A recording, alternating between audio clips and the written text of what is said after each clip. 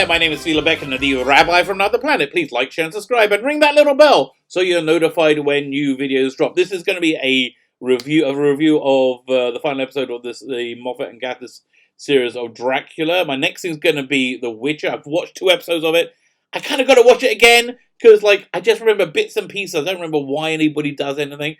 But I'm a Witcher newbie, so I think that might make the videos kind of interesting. But this is about Sherlock. Before I get to that, if you like Sherlock, you might... Well, not Sherlock. This is about Dracula. If you like Dracula, you probably like Sherlock. If you like Sherlock, you probably like Doctor Who. If you like Doctor Who and you want to win some classic Doctor Who, I'm giving this away. And I'll be giving away more, another one next week.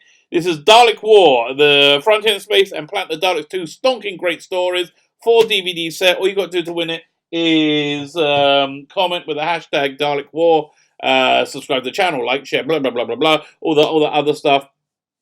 And then that can be yours. I'll be doing the drawing probably after the next episode of Doctor Who airs, and I'll be on the TARDIS Zone panel discussing it.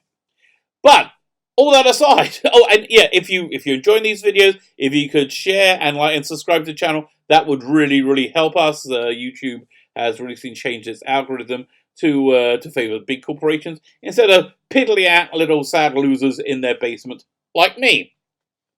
And this piddly out loser in his basement has been watching Dracula. I was going to say Sherlock, Dracula. And we've reached the final episode. This is a final episode. It's called The Dark Compass. So this is the one that just about everyone says is disappointing and one to miss. And for the large part, they're kind of right. But it's really a noble effort with what I think were the best of intentions, doing interesting things, and with a final denouement, which I think is really clever, insightful, and true, and actually says something real. It's just such a pity that it doesn't fall together and land, so it's, 10 out of 10 for effort. Okay, so as I said in my other videos, this series is a distillation of Gatiss and Moffat's boyhood love of Dracula as represented in pop culture in the 70s, and it was represented everywhere in the 70s because in the 70s, Dracula was uber cool. So this series riffs off that era's cinematic Draculas, mostly coming from Hammer. Was there anything else? I think there's a TV version, but I think it's mostly Hammer from the stuff they grew up with. And so, episode 3, they do something that is another common Dracula trope, which is bringing Dracula into the modern day. And yeah, there's a really lovely little touch in a hospital room towards the end of the episode, where the room, I think, has the room number AD 72. Which must be a reference to the movie Dracula, AD 72. It starred Peter Cushing and Christopher Lee and a very, very young Stephanie Beacham. Had a fantastic movie poster with a tagline on it. What was it? The Count is back with an eye for London's hot pants and a taste for everything else. I just love this stuff. Okay? How can you not love it? So that's the movie they're channeling with this episode. So the series in a whole, these 3 episodes really worked as a series of interconnected standalone movies, each one being a sequel to the previous one. So I really think they should have ended the last episode, episode 2, the fantastically titled Blood Vessel, with like an ending, and you should that episode. Well, I'm sure you spoiler alert, but you've seen that episode if you're watching this, with Dracula's coffin sinking beneath the waves with Dracula and him hitting the seabed as the boat was on. The Demeter burns and a couple of survivors row for safety. So I think that's where they should have ended. But where they did end it was at a cliffhanger. The cliffhanger was pretty good, but I just think it was unadvised. So we have Dracula. So that episode ends with Dracula getting out of his coffin, swimming to shore, only to find it's 123 years later, and it's swinging 2020. So that's where I think they should have started this episode.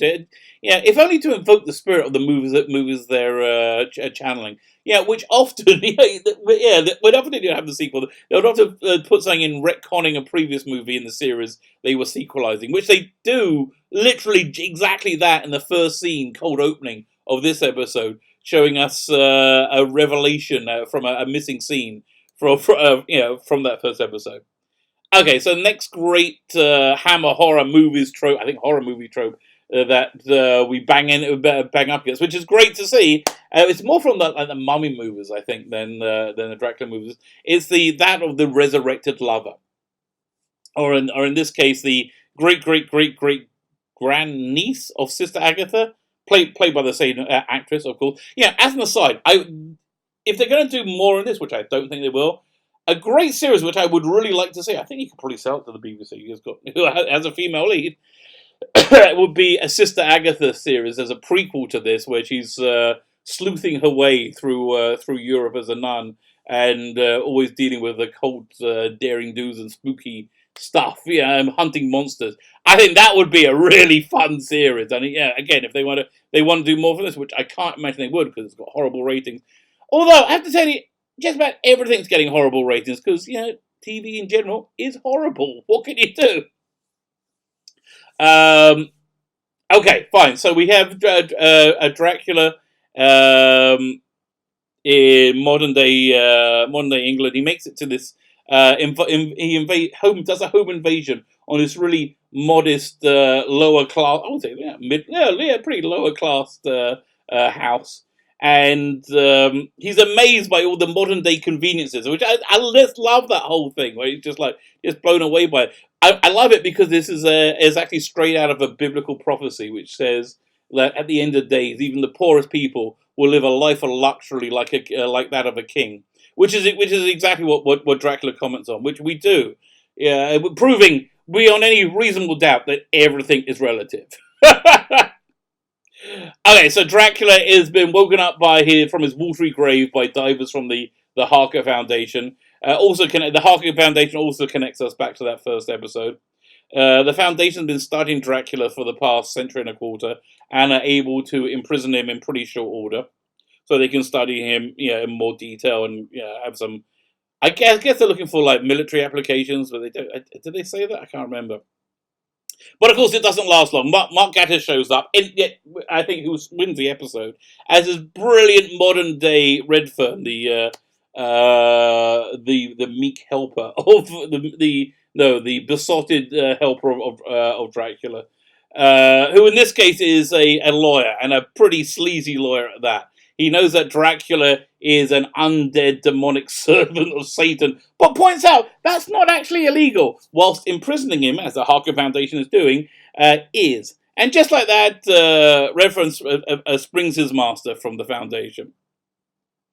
Then we settle down into a rough adaptation of the third quarter of the Bram Stoker Dracula novel, set in modern day. So with a really wonderful comedic turn from Gatiss throughout as Redfern, providing sustenance for Dracula, providing new victims for him, more often than not using Tinder, which I thought was really fun. Lucy, who's in the novel, was Mina Harker's best friend. No, she's on her own in this one, and she comes under Dracula's thrall. Or I think more in this story, Dracula comes under her thrall.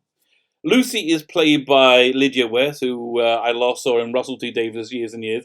And I think she's cast really well, even though I think she's playing against type she's not a beautiful lady, femme fatale. But she does inhabit the whole spirit of extreme vanity and narcissism that it takes to be an Instagram influencer, and is eager to become the bride of Dracula. So I think that's what's really attracting Dracula to her. But of course, be careful what you wish for. We eventually arrive at the curiously contemplative ending, which, whilst stating very real and important truths, which I really do agree with, just doesn't land dramatically. Up until now, Dracula's aversion to crucifixes and his inability to enter where he's not invited were expressions of the superstitions of the folklore, the superstitions of the peasants. The folklore they believed.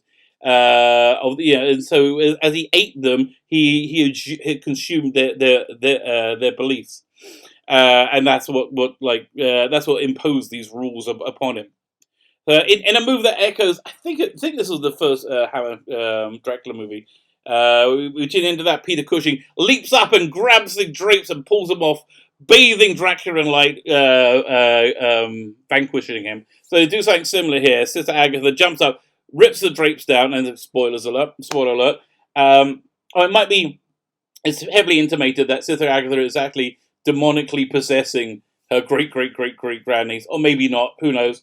and she rips the drapes off, just like Cushing. And Dracula's bathed in light, but he isn't killed.